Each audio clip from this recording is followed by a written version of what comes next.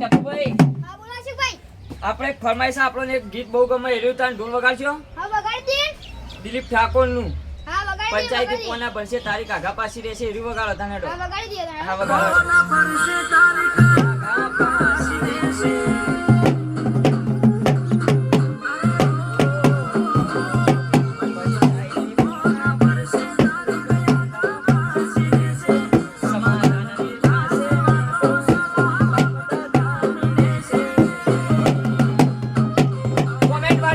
comment મારજો એક number ઢોલ વગાડો